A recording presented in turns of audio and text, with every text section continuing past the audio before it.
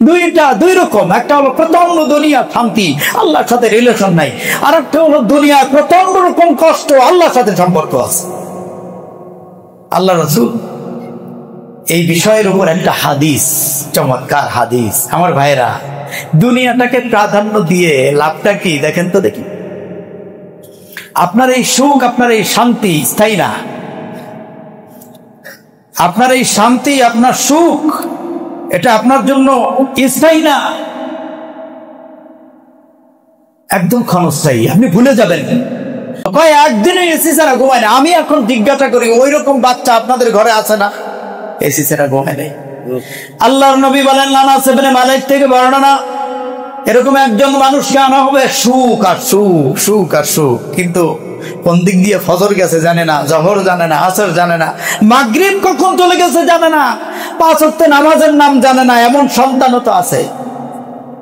এই কথা বলেন, 5 জন নবীর নাম বলতে পারবে না, 10 জন সাহাবীর নাম বলতে পারবে না, 4টা কিতাবের নাম ভালো করে বলতে পারবে না, আমাদের শেষ নবীকে, প্রথম নবীকে তাও বলতে পারবে না। সুখ শান্তি দিয়ে ভরা, খাবারে, খাদ্য খানায়, সম্মান, মাল, আসবাব, কোনো কিছুতে, কাপড় চোপড়ে তো অভাবই নেই। আল্লাহ বলবেন কিয়ামতের ময়দানে, ইউতি ইয়াউমাল কিয়ামাতি বিআনামিন আহলিদ দুনিয়া মিনাল কুফফার। এরকম একজনটা আনত দেখি, সুখ আর সুখ খাইয়া তারপরে পেট ভরে আসছে আখিরাতে, এরকম একজনটা আনো। আল্লাহ নবী বলেন, এরকম একজনটা আনা হবে।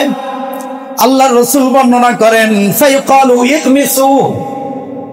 ইউগমিসুহু ফিন নারি খামসাতান ফায়ুগমাস। এটার ধর, এটার ধইরা জাহান্নামের ভিতরে একটা চুবনি দিয়ে নিয়ে আসো। আল্লাহ,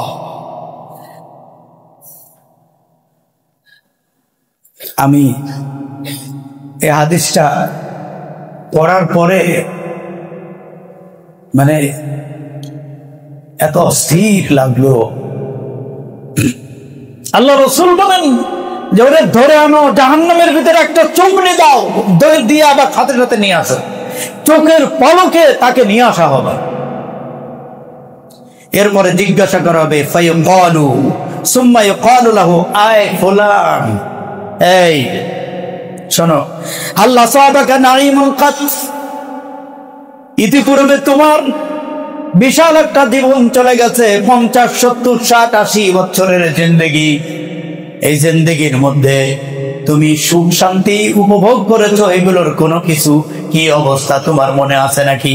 ও বলবে, ওয়াল্লাহিল আযীম, পৃথিবী বা কোথায় আমি ছিলাম, সুখ শান্তি বলে কিছু আমি ভোগ করেছি বলে আমার মনে নাই। সুবহানাল্লাহ, আল্লাহু আকবার। ভুলে যাবে সুখের কথা, জাহান্নামের এক চুবনি খাইয়া সব ভুলে যাবে। এখানে বলা হয়েছে, সুম্মা ইউকালু আই ফুলান হাল আসাবাক, তুমি কি পেয়েছো নাঈমান, অনেক নিয়ামত, শান্তি, সুখ, কার পিছনে? ইতিপূর্বে তোমার কি এগুলো ছিল? ও বলবে, কি বলবে? ফায়াকুলু লা মা আসাবানি নাঈমুন কাত, আমি তো কিছুই জানি না, এগুলো কিছুই মনে নাই। ও বন্ধু, এই এসিটিসি কিছুই মনে থাকবে না, কিচ্ছু মনে থাকবে না। জাহান্নামের আযাব, জাহান্নামের আযাবের কাঠিন্য দেখা মানুষের কলিজাটা মুখের ভিতর থেকে বেরিয়ে আসবে। মানুষ সমস্ত পৃথিবীর সমস্ত সুখায়েশের কথা সব ভুলে যাবে। ওয়ায়ুতি বিআসাদিল মুমিনি দুররান ওয়া বালান। সুবহানাল্লাহ, সুবহানাল্লাহ বলেন। আল্লাহ রাসূল বলেন, আল্লাহ রাব্বুল আলামিন বলেন, আর একজন মুমিনকে নিয়ে আসো, দুররান ওয়া বালান, অশান্তির মধ্যে, কষ্টের মধ্যে, বালা মুসিবত এর মধ্যে জীবন কাটিয়েছে। মুমিন তো বেশিরভাগই বালা মুসিবতের মধ্যে কাটায়, ঠিক না বেটি? আপনি দেখবেন এই পৃথিবীতে মুমিনেরা বেশি একটা সুখে নাই, বিভিন্ন ভাবে অসুখ, অশান্তি, টাকা পয়সা। আবার যারা একটু নামাজ কালাম, যে যত বেশি কোরআনের দিকে অগ্রসর, তার তত বেশি পৃথিবীতে অশান্তি। আমি কি ঠিক বললাম না বেঠিক বললাম? একটা লোক নামাজ কালাম পরে, বেশি একটা অশান্তি নাই। আর একটা লোক আবার নামাজের সাথে কোরআন পড়ে, তার একটু অশান্তি বেশি। এই লোকটা আবার নামাজের সাথে কোরআনের সাথে আবার কোরআন বোঝার চেষ্টা করে, এই লোকটা আবার একটু অশান্তি। কোরআন বুঝার পরে আমার এই জমিনের মধ্যে এই কোরআন অনুযায়ী আমার জীবনটা চলা দরকার, এই লোকটা আর একটু অশান্তিতে পড়ে গেল। কারণ সে তার জীবনটা, পরিবারটা কোরআন অনুযায়ী চালাতে চায়, এজন্য তার বিয়ে শাদিতে লোকেরা এসে শান্তি পায় না, সেইভাবে করে বউ ভাতের অনুষ্ঠান হয় না, তার বিয়ে শাদী অন্যান্য পারিবারিক আনুষ্ঠানিকতা যেগুলো আছে এগুলোতে শান্তি পায় না, কারণ কোরআনের কিছু অংশ সে মানতে গিয়ে পরিবারের অন্যান্য পরিবারের সাথে তার মিলতাল হয় না, বিয়ে শাদীতে হলুদের অনুষ্ঠান হয় না, তারপরে ম্যারেজ যে হয় না, তার এইভাবে বিভিন্ন ডে, বিভিন্ন আনুষ্ঠানিকতা, বিভিন্ন বেলাল্লাপনা যেগুলো আমরা করি এগুলো হয় না। ওই পরিবারের সাথে এই পরিবারটা একটু ইসলামাইজ, একটু ফান্ডামেন্টালিস্ট, এর কারণে এই পরিবারের অশান্তি, পরিবারে পারিবারিক অশান্তি শুরু হয়ে গেল। এই লোকটা যদি আবার বলে যে দিনটা কায়েম হবে রাষ্ট্রীয় পর্যায়ে, তাহলে তো অশান্তির কোনো সীমাই নাই। যেরকম ঠিক না বেটি? অশান্তি। এই লোক যদি বলে যে দিন কায়েম করতে হবে, আল্লাহর দিন, আল্লাহর কোরআন দিয়ে পরিবার চলবে, ব্যক্তি চলবে, রাষ্ট্র চলবে, তখন তো তার উপর জুলুম অত্যাচারের স্টেট রুলার চলবে। তাহলে এজন্য আল্লাহ রাসূল বলেন ফায়ুকালু, কি বলে, ওয়ায়ুতি বিআসাদিল মুমিন, ওই মুমিনকে ডেকে আনো যেই মুমিন দুনিয়ায় কষ্টের মধ্যে ছিল। আপনি মুমিনও হবেন আবার শান্তিও পাবেন, হয় না? এই পৃথিবীতে যত নবী রাসূল তারা কি আমাদের থেকে কম দামি মুমিন না বেশি দামি মুমিন? এই বেশি দামি মুমিনেরা তাদেরকে কি জুলুম করা হয়েছে, তাদেরকে করাত দিয়ে মাথা চিরা হয়েছে, লোহা চূর্ণ দিয়ে শরীর থেকে গোশত, রক্ত, এবারে রগ আলাদা করে নেওয়া হয়েছে। এজন্য যে যত স্তরের কঠিন মুমিন তার তত অশান্তি এই দুনিয়ায়।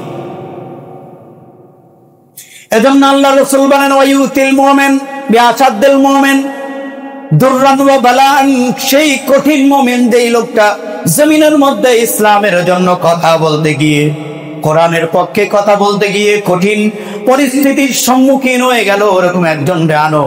দুনিয়ায় বহু কষ্ট, মার খাইছে, রক্ত দিছে, চোখ ভাঙছে, শরীর থেকে রক্ত ঝরানো লাগছে, কত কষ্ট, রাতের পর রাত অন্ধকারে পাক খেতে ঘুমানো লাগছে। এই লোকটাকে আনার পরে বলা হবে যাও এর বেহেশতের মধ্যে একটা সুবনি দিয়ে নিয়ে আসো। সুবহানাল্লাহ বলেন, আল্লাহু আকবার। আল্লাহ রাসূল বলেন এই লোকটাকে যখন বেহেশতের মধ্যে একটা চুগনি দিয়ে মানে বেহেশতের থেকে ঘুরায় আনা হবে, ঘুরিয়ে এনে বেহেশতের ভিতর থেকে একটু ঘুরিয়ে আবার আল্লাহ রাব্বুল আলামিন তার সামনে এনে জিজ্ঞাসা করবে ফায়ুগমাস ফিহা গামসা ফায়াকালু লাহু আই ফুলান হাল আসাবাকা দুররুন নাও বালাআন ফিদ দুনিয়া।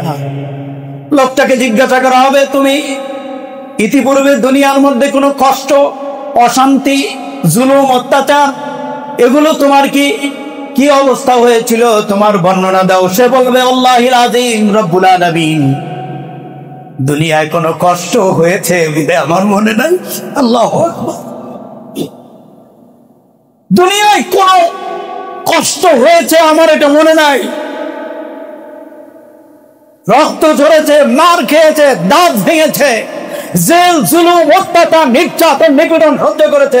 সে জান্নাতের ভিতর থেকে একটু বাতাস পাওয়ার সাথে সাথে পৃথিবীর সব কষ্ট ভুলে যাবে। আল্লাহু আকবার। আল্লাহ সব ভুলে যাবে, আমার মনে নাই। আমার ভাইরা, ওই পরিস্থিতিতে আল্লাহ আমাদেরকে দুনিয়ার সব কষ্টের কথা ভুলে যাবে ইমানদারেরা। এই জন্য ইমানদারদের কোনো টেনশন, বলেন না সুবহানাল্লাহ, ইমানদারদের কোনো টেনশন না। এই খেলাঘর ধ্বংস হয়ে এমন একটা দিন আসবে যেদিন ইমানদারদের সুখের দিন শুরু হবে আর বেঈমানদের দুঃখের দিন। সে তো দুনিয়ার সুখ শান্তি ভুলেই যাবে। পিছনের কথা মনে করেও তো একটু সুখ পায় না মানুষ, যে আসো একটু অবগাহন করি পিছনের কথা, পিছনের ইতিহাস, মানে যেটা রোমন্থন করি, বলে না এটা পৃথিবীর পিছনের ইতিহাস। বন্ধু বান্ধব, পুরানা বন্ধু এক জায়গা হলে, ভাই মনে আছে নাকি হাই স্কুলের কথা, টিকা দেওয়ার জন্য যখন আসলো তখন জানালার পাল্লা ভাঙ্গে দৌড় দিছিলাম, মনে আছে? এরকম ঘটনা ঘটে নাই? টিকা দিত না আগে, এই টিকার দাগ আমার ওই জায়গা দিছে, এই জায়গা আসছে এই দাগ, এখানে দিছে।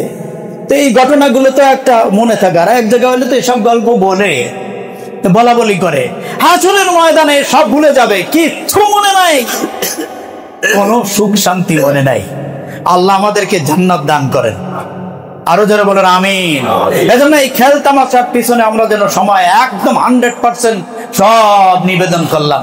আমার রাজনীতি, আমার চলাফেরা, আমার ব্যবসা বাণিজ্য, আমার সমস্ত কিছু সবকিছু দুনিয়ার জন্য যদি ইনভেস্ট করি, তাহলে মৃত্যুর পরে তো কঠিন অবস্থায় আপনাকে যেদিন তোলা হবে বিপদে পড়ে যাবেন। আল্লাহ তাই বলছেন। এরপরে আল্লাহ আমাদেরকে একটা মেসেজ দিচ্ছেন, কুল নবী আপনি বলে দেন তো, এইগুলোকে বলে দেন, এই মানুষগুলোকে বলে দেন, আমারা রাব্বি বিল কিসতি ওয়া আকিমু ওয়ুজুহাকুম ইনদা কুল্লি মাসজিদি ওয়াদউহু মুখলিসিনা লাহুদ্দিন কামা বাদাকুম তাউদুন। আল্লাহ বলেন কুল, বলে দেন আপনি, আমারা রাব্বি বিল কিসত, আপনি বলেন যে আমার রবের পক্ষ থেকে নির্দেশনা হয়েছে যে তোমরা জীবনের সকল ক্ষেত্রে, একজন ব্যক্তি জীবন, তার একটা পারিবারিক জীবন আছে, সামাজিক জীবন আছে, রাজনৈতিক জীবন আছে, আন্তর্জাতিক অঙ্গন আছে, এই দেশ এই যে যেখানে আছে কেন বিল কিসতি, তারা যেন অবশ্যই ইনসাফ প্রতিষ্ঠিত করে। সকল জায়গায় কি করবে?